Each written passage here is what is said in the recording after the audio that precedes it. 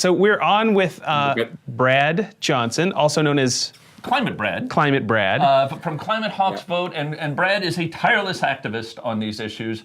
And we've been meaning to get Brad on in some capacity or another, and the perfect opportunity arose this week when he was tweeting about that list that our president went through at the end of the State of the Union. Brad, can you talk a little bit about what inspired you? Well, during the State of the Union, one thing that a bunch of reporters talked about was how, Donald Trump didn't talk about global warming at all.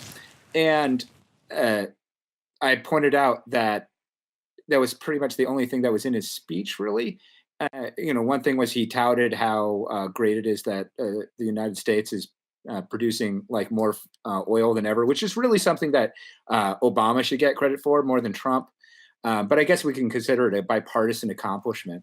And the other thing that he talked about at the end is he had a little kind of, Walt Whitman-esque stretch, probably plagiarized from somebody, about the beautiful parts of all the different beautiful parts of the United States. It had a kind of real, kind of Pete Seeger feel.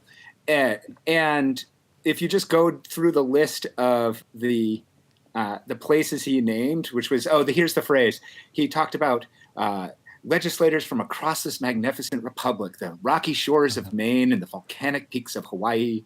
I don't think he pronounced it like that. From the snowy woods of Wisconsin and the red deserts of Arizona, from the green farms of Kentucky and the golden beaches of California. And the fun thing is that you can just go down to all of those places and see all of the ways that they're getting screwed by climate pollution already, and how bad it is for all of those places in the future. And you don't have to go to some kind of advocate. You can go to the report that the Trump administration put out. I mean, they tried to bury it by having it come out the day after Thanksgiving, and so it turned out that it was actually a bad idea, because then there wasn't really any other news. So it was one of the few times that you actually saw corporate media talking about global warming. And not that that's a bugbear of mine, but in that report, which was produced by basically every single agency working in collaboration in the federal government, they go into really just remarkable detail on what the science of what's going on across the country with global warming is. And that's the National Climate Assessment is what it's called. The National Climate Assessment. I said that like I'm drunk. Hey, Brad, so that's a good idea. The message here is that there's the issues around climate are just global. They're local, that these are going to be affecting everybody in the United States on some level as we go here. There's just no getting away from it. And actually to kind of more fine point, it's not that it's going to be affecting, it's that it already has been for the last several decades. Yeah. And it doesn't matter whether you're looking at the rocky shores of Maine, where the fisheries are collapsing and the sea level is rising at an ever faster rate, or the snowy woods of Wisconsin, which are losing both the woods and the snow. I shouldn't laugh at that.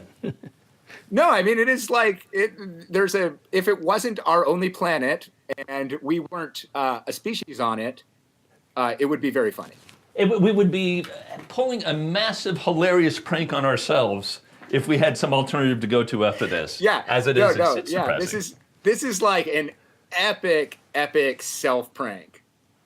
Brad, what a great rundown. That's terrific. That was awesome. And Brad, this sort of granular look at what our politicians are saying versus what is actually happening, I think is so helpful, because the rhetoric just spills out on our television so often. And when it's written in this sort of quasi-lyrical Stephen Miller, I've only read one novel and this is how I write speeches now sort of style, I think it's important to have a knowledgeable fact checker like yourself saying wait a second, here's the actual case. Yeah, you're doing an incredible service for everyone, Brad.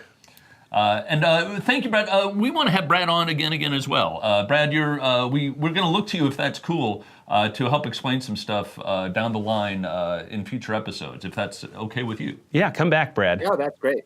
Yeah, happy to. And if we want to find you online, where do people go to find Climate Brad? Climate Brad on Twitter is the kind of the best place. I also do some posting at hillheat.com. Great. But, Brad, thank you so much. We're going to talk to Brad again very soon, and we'll see you from sea to shining sea, Brad. Great.